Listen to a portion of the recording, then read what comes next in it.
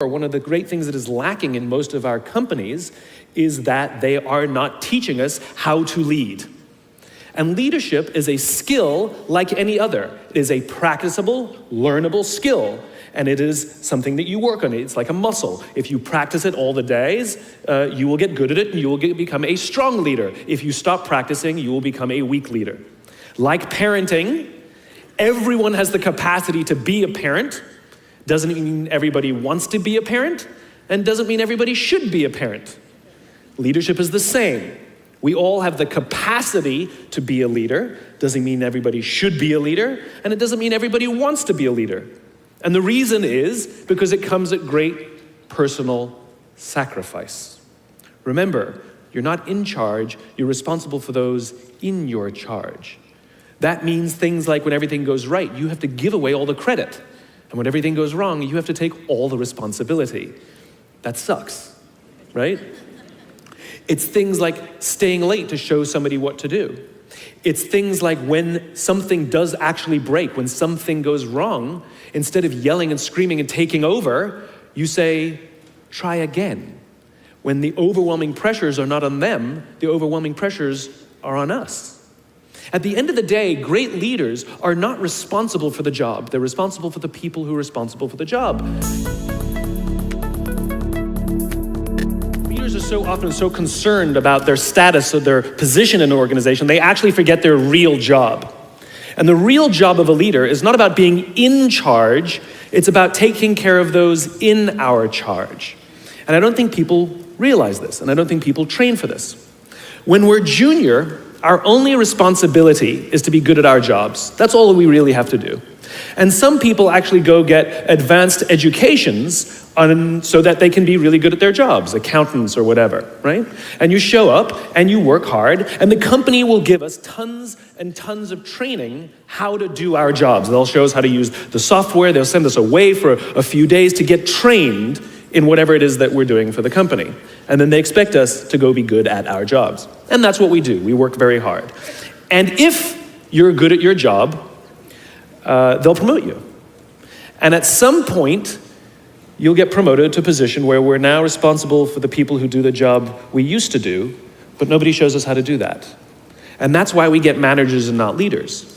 Because the reason our managers are micromanaging us is because they actually do know how to do the job better than us. That's what got them promoted. Really what we have to do is go through a transition. Some people make it quickly, some people make it slowly, and unfortunately some people will never make that transition at all. Which is we have to go through this transition of being responsible for the job and then turning into somebody who's now responsible for the people who are responsible for the job.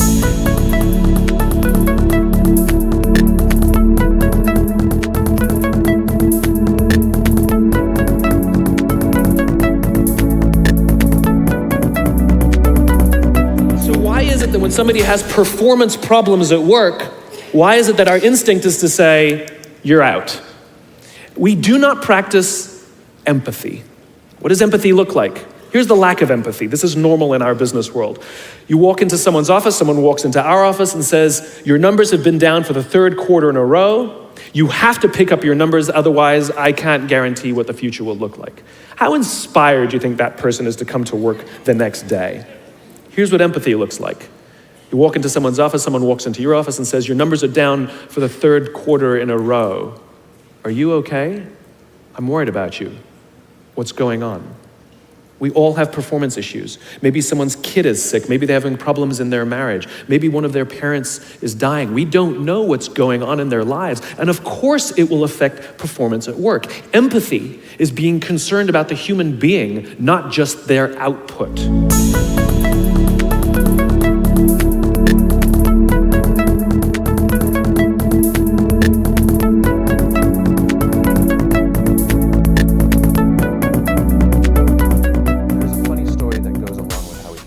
Of this book, and we are all to blame. Here I am writing a book about the importance of working with people, interacting with people, human relationships, and yet the way I and the publisher interacted was we would send emails to each other with title suggestions. Every now and then we'd get on the phone, but it was mainly done through email. Somebody would send a list of their favorite, and somebody would write back, that's junk, I kind of like that one. And it was a labored, horrible process. No one ever We never agreed. It was just talking at each other. And coincidence, I happened to be walking past the publisher's office and decided to stick my head in and say hello. Went upstairs and we sat down, and within, I think, 30 or 40 minutes, we had a title that we all fell in love with. And what you realize is we can tell an idea to someone over email, but you can't interact. And if you think about how ideas really happen, it's not presentation, response. It's interruption and backwards and forwards and battling and saying, no, that's not what I mean. And it's messy. And it's the messiness that cannot happen over an internet connection, over email, because everything is exact over email. It can happen over the phone, but it's so much better in person when you get to see someone's body language and you see the frustration and you try and re-explain yourself. And we told each other stories as opposed to telling each other what we think it should be. And the story that I told was not being able to understand what made the Marines so amazing at what they do. I sat down with a Marine Corps general, General Flynn actually, who wrote the foreword for the book. And I said to him, what makes the Marines so great? And he looked at me and said, officers eat last. And it sort of struck me that if you compare that to the business world and the entrepreneurial world, entrepreneurs are always told, pay yourself first, look after yourself first. And yet, I'm being told by this Marine general that it's the complete opposite. And there's a symbolic gesture, but more importantly, there's an importance to it. There's a photograph I saw, in these Kenya shootings that happened not so long ago. We had the amazing experience that a photographer happened to be in the building. Usually we see the aftermath, and here we now have photographs of the actual shooting going on. And there's one photograph that was in the New York Times that both haunted me and inspired me to this day. It haunted me and inspires me, I should say. And it's the photograph of a mother, in the sound of gunshots, lays herself on top of her child. And you see this picture of a mother lying on top of her child, and you realize that's what it is. That's what leadership is.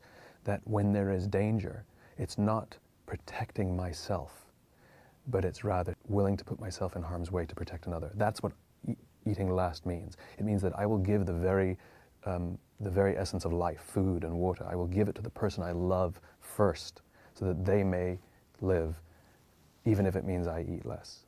And that's what officers eat last means. It is symbolic, but it is also very real. And real leadership, real leaders. I've even given up the terminology of good leaders and great leaders. You're either a leader or you're not a leader. That's it.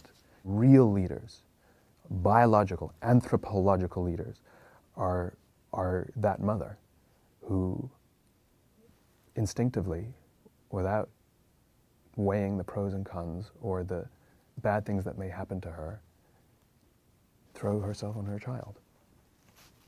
That's what leadership is. Do we believe that our leaders would throw themselves on us? If they heard gunshots, if the economy shook, would they quickly throw themselves on us? That's what leaders eat last means. It is very literal. It is very, very literal.